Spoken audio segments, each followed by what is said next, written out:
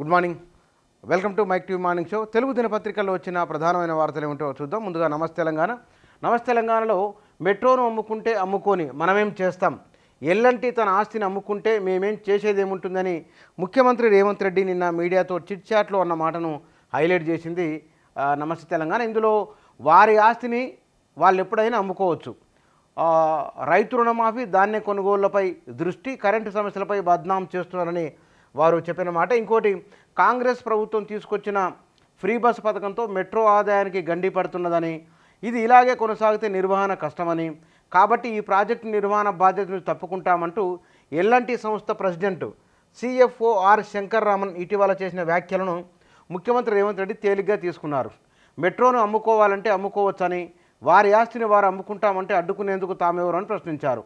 మంగళవారం జూబ్లీహిల్స్లో తన నివాసంలో మీడియాతో చిట్ చాట్ నిర్వహించారు. ఈ సందర్భంగా పలు అంశాలపై ముచ్చటించారు అని చెప్తూ కథనాన్ని నమస్తే తెలంగాణ మొదటి పేజీలో ఇచ్చింది. ఇక రవాణా శాఖ చెక్ పోస్టులు రద్దు అనే వార్త ఉన్నది. బీఆర్ఎస్ కౌన్సిలర్పై కాంగ్రెస్ దాడి అనే వార్త, బీజేపీతో కాంగ్రెస్ డమ్మీ ఫైట్ అని మరో వార్త ఉన్నది. ఇక కాంగ్రెస్లో టూరిజం ఆసక్తికరంగా ఖమ్మం జిల్లా మంత్రుల్లో టూర్లు అనే ఒక వార్త ఉన్నది. రేవంత్ రెడ్డికి ఆగస్టు సంక్షోభం అని బీజేపీ నేత లక్ష్మణ్ వ్యాఖ్యలకు సంబంధించిన వార్త ఉన్నది. 13 ఎంపీ సీట్లు గెలుస్తామని ముఖ్యమంత్రి రేవంత్ రెడ్డి చేసిన వ్యాఖ్యలకు సంబంధించిన వార్త ఉన్నదిగా. ఆ మోదీ సీట్లో ఎవరు, ద ఎకనమిస్టులో ప్రత్యేక కథనం, రాజకీయ వర్గాల్లో కలకలం అనే వార్త ఉన్నది. నరేంద్ర మోడీ తర్వాత ఆ పార్టీని నడిపేదెవరు, ప్రధానమంత్రి అభ్యర్థి ఎవరు అని ఆ వార్త సారాంశం. ఇక 2 ఫోటోలు ఇచ్చింది నమస్తే తెలంగాణ. ఇందులో 65.6% పోలింగ్ అనే ఒక వార్త ఉన్నది. వారమంతా వానలైన వార్త, 4 రోజుల్లో నైరుతి అనే వార్త. 2 ఫోటోలు. ఇక్కడ ధాన్యం కొనుగోలు చేయాలని రైతుల ఆందోళనకు సంబంధించింది. పోలింగ్ నిర్వర్తించినందుకు గాను రెమ్యునరేషన్ చెల్లించాలని కోని ఉపాధ్యాయులపై పోలీసుల ప్రతాపం చూపారు అని ఫోటోలతో కూడిన వార్త నమస్తే తెలంగాణ ఫోటోతో సహా ఇచ్చింది మొదటి పేజీలో. ఇక ఈనాడులో ఉపాధి కల్పనతోనే అసలైన వృద్ధి, అత్యంత ముఖ్యమైన ఆరోగ్యం, విద్యకు ప్రభుత్వాలు ప్రాధాన్యం ఇవ్వడం లేదు అని RBI మాజీ గవర్నర్ దువ్వూరి సుబ్బారావు ప్రత్యేక ఇంటర్వ్యూ దానికి సంబంధించింది ఈనాడులో ఇచ్చింది.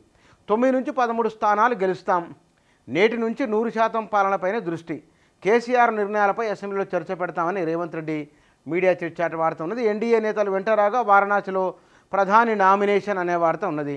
65.67% పోలింగ్ 2019 లోక్సభ ఎన్నికల కన్నా 2.95% ఎక్కువ అనే వార్త ఉంది. ఆంధ్రప్రదేశ్లో 82.37% ఓటింగ్ అనే వార్త. 2014తో పోలిస్తే 3.47% అధికం. అది అనుబంధ ఒప్పందం చేస్తేనే మేడిగడ్డ మరమ్మతులు, నీటిపారుదల శాఖకు తెలిపిన నిర్మాణ సంస్థ అనే వార్త. వైకాపా మూకల రక్తదాహం అని ఏపీలో జరిగిన గొడవలకు సంబంధించిన ఒక వార్త మొదటి పేజీలో ఇచ్చింది ఈనాడు.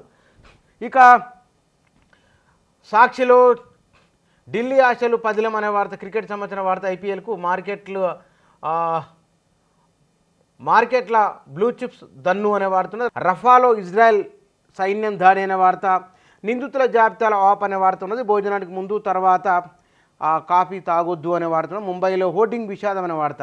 ఎవరి లెక్క వారిదే, లోక్సభ పోలింగ్ సరళి తమకే అనుకూలం ఉంటున్న ప్రధాన రాజకీయ పక్షాలనే వార్త ఉన్నది. కొనసాగుతున్న ఉపరితల ఆవర్తనం అనే వార్త మొదటి పేజీలో ఉన్నది. ఇక వానాకాలం సాగు 1,34,00,000 ఎకరాలను నవ్వుచని వ్యవసాయ శాఖ అంచనాకు సంబంధించిన వార్త. ఇక పాలనపైన దృష్టి అని రేవంత్ రెడ్డి అన్నారు, ఆ వార్త ఉన్నది. 10 నుంచి 12 సీట్లు బీజేపీకి రావచ్చు అనేది కిషన్ రెడ్డికి సంబంధించిన ఒక వార్త ఉన్నది. ఆ 2 పార్టీల కంటే ఎక్కువ సీట్లు సాధిస్తామని కేటీఆర్ వ్యాఖ్యలకు సంబంధించిన వార్త. లోక్సభ పోలింగ్ 66.3% అనే ఒక వార్త. ప్రధాన నామినేషన్ సంబంధించిన వార్త. ఏపీలో 81% పోలింగ్ నమోదైన వార్త ఉన్నది. ఇక కళ్ళకు గంతలు కట్టుకున్న ఈసీ, పచ్చముట స్వైర విహారం, అవ్వాతాతలను మహిళలను హడలగొట్టడమే లక్ష్యం, ఏపీలో పచ్చమూకల విధ్వంసకాండ, దౌర్జన్యాలకు దారి చూపిన ఎన్నికల కమిషన్ అనే వార్త ఉన్నది. ఇక పట్టభద్రుల పరీక్ష మండలి ఉప ఎన్నికపై బీఆర్ఎస్ ఫోకస్ అనే వార్త ఉన్నది. ఊరకుక్క దాడిలో చిన్నారి దుర్మరణం అనే వార్త. వికారాబాద్ జిల్లాలో తాండూరులో దారుణ ఘటన సంబంధించిన వార్త. ధాన్యానికి తేమ కొర్రి అనే మరొక వార్త కూడా మొదటి పేజీలో ఇచ్చింది సాక్షి. ఇక ఆంధ్రజ్యోతిలో ఇయర్ ప్యానల్లో ఇల్లు లేదు, కారు లేదు, ఆస్తి 3.2 కోట్లని ప్రధాన నామినేషన్ సంబంధించిన వార్త ఉన్నది. రుణమాఫీకి కార్పొరేషన్, రైతు సంక్షేమ కార్పొరేషన్ ఏర్పాటు చేస్తామని రేవంత్ రెడ్డి చేసిన వ్యాఖ్యకు సంబంధించిన వార్త. 9 నుంచి 13 సీట్లు పక్కా గెలుస్తామన్నారు. వచ్చే 10 ఏళ్ళు తామే పాలనలో ఉంటామని కూడా వారు నిన్న మీడియాతో చిట్చాట్లో ఉన్నారు. దాన్ని హైలైట్ చేసింది ఆంధ్రజ్యోతిగా. వైసీపీ విధ్వంసకాండ, ఏపీలో చంద్రగిరి టీడీపీ పెడితే అత్యాయత్నం అనే వార్త ఉన్నది ఆంధ్రజ్యోతిలో. ఏపీలో రికార్డు బద్దలైంది, 81% పైగా పోలింగ్ అనే వార్త ఉన్నది. వారంలో నైరుతి అనే వార్త మొదటి పేజీలో ఇచ్చింది ఆంధ్రజ్యోతి. అసెంబ్లీ జోరు, లోక్సభ కేది అనే వార్త 66.30% వచ్చిందన్నది. వీధి కుక్క దాడులు 5 నెలల చిన్నారి మృతి అనే వార్త. విమానాల్లో దొంగ అనే వార్త ఉన్న, ఇంతకుముందు బస్టాండ్లలో ఉండేది, ఇప్పుడు విమానాల్లో కూడా వస్తున్నారు. దోస్తు షెడ్యూల్లో మార్పులు అనే వార్త కూడా ఉన్నది. మెడికోల్లో ప్రమాదకర మానసిక సమస్యలు, దాని కారణాలు ఏమిటో కూడా ఒక వార్త ఉన్నది. త్వరలో ఎస్ఎల్బీసీ స్వరంగం తవ్వకం అనే వార్త.